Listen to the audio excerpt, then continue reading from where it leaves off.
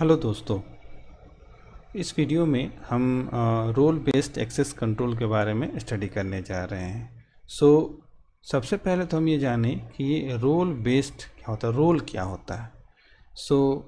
जैसे कि किसी भी एप्लीकेशन को हम बनाते हैं तो उसमें हम एक super admin, super user, admin, user या एडमिनिस्ट्रेटर, इस तरह से बहुत सारे रोल बनाते हैं।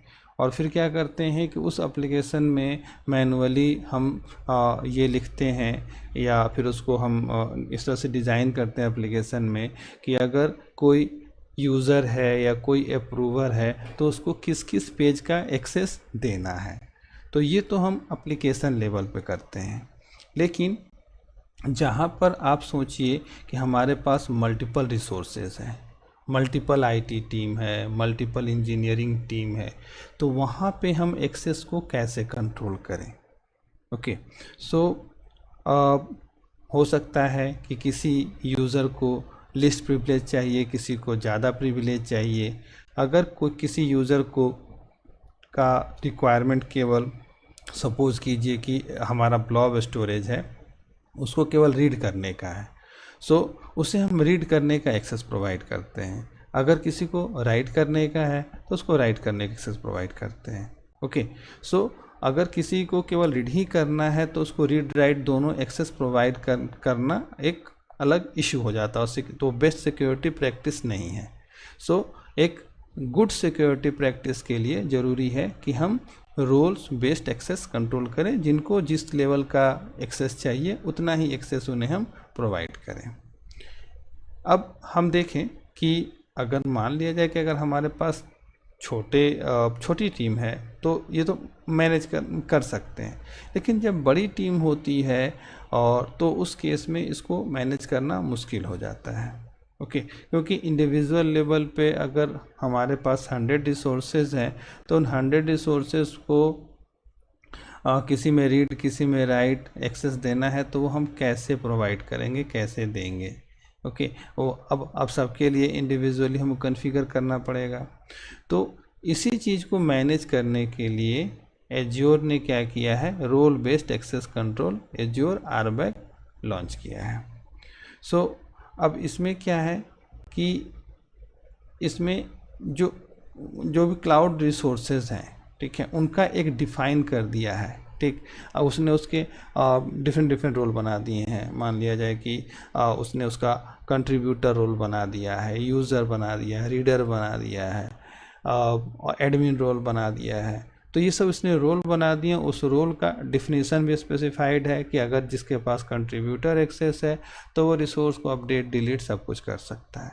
अगर रीडर है तो केवल रीड कर सकता है, राइटर है तो केवल राइट कर सकता है, डिलीट नहीं कर सकता है। ओके, तो इस तरह से इसने ये सारे रोल डिफ़ाइन कर दिए। और सारे रोल्स डिफ़ाइन होने के बाद अब क्या है कि हमारा काम ये है कि सिंपल कि कोई भी न्यू हायर आएगा उसको हम क्या करेंगे कि उस रोल का एक्सेस दे देंगे।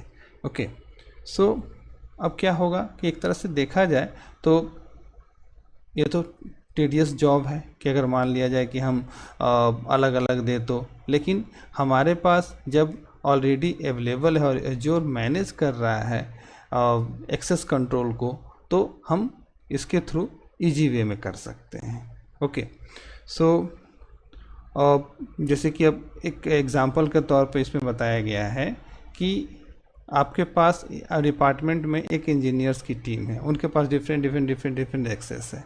अब अगर कोई नया बंदा ज्वाइन करेगा तो वो या तो फिर एक्सेस देने वाला जो है IT एडमिन उसके मैनेजर से पूछेगा कि किस किस रिसोर्स पे क्या क्या एक्सेस देना है, या नहीं तो अगर रेडी इनका अगर एक ग्रुप बना हुआ है, ठीक है, रोल्स का ग्रुप, तो सीधे उस ग्रुप में उस बंदे को ऐड कर देगा तो फिर वो उसको सारा एक्सेस मिल जाएगा। तो उस डिपार्टमेंट पे जितने भी इंजीनियर्स उस लेवल पे हैं, उन जो भी रिसोर्स एक्सेस कर रहे हैं वो सारे रिसोर्स एक्सेस ये भी कर सकता है। ओके, तो एक तो ये हो गया। इसके बाद अब देखिए कि आखिर ये role based access control resources पे कैसे अप्लाई होता है। तो इस केस में रोल और स्कोप, एक तो इसका इस डायग्राम में जिक्र किया हुआ है कि अगर मान लिया जाए कि रोल ऑब्जर्वर रोल है तो वो रीडर है केवल, उसके बाद अगर मान लिया जाए कि कोई उस रिसोर्स को मैनेज कर रहा है, यूजर मैनेजिंग रिसोर्सेज, सो उनके पास रिसोर्स स्पेसिफिक, कस्टम, कंट्रीब्यूटर, तीनों तरह के रोल हो सकते हैं। और जो ऑनर है वो एडमिन होता है, तो ऑनर को जो है एडमिन का रोल प्रोवाइड किया जाएगा, तो वो सारी चीज़ें सुपर लेवल पे मतलब अपर लेवल पे मैनेज करेगा। ओके, तो ये तो हो गया। अब देखिए कि आखिर मान लिया जाए कि एज्योर आरबैक जो इन्फोर्स्ड कैसे होता है। ओके, सो एज्योर आरबैक के लिए देखा जाए तो यहाँ पर एज्योर रिसोर्स मैनेजर है, और रिसोर्स मैनेजर ही वही सर्विस है जो कि प्रोवाइड करता है कि हम लोग कैसे ऑर्गेनाइज कर सकते हैं और कैसे सिक्योर कर सकते हैं अपने क्लाउड रिसोर्सेज को। ओके, सो टिपिकली अगर हम देखें तो रिसोर्स मैनेजर जो हमारा एज्योर पोर्टल पे है, या नहीं तो आपके पास क्लाउड सेल भी है, पावर सेल भी है, CLI भी है।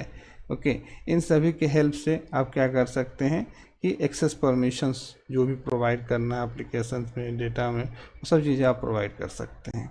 ओके, तो ये हमने देखा कि आरबैक है क्या और ये कैसे हम मैनेज कर सकते हैं। सो हमने यहाँ पर इसके बारे में स्टडी किया। अब आगे जो है हम स्टडी नेक्स्ट वीडियो में करेंगे जीरो ट्रस्ट मॉडल के बारे में। ओके, तब तक के लिए थैंक यू।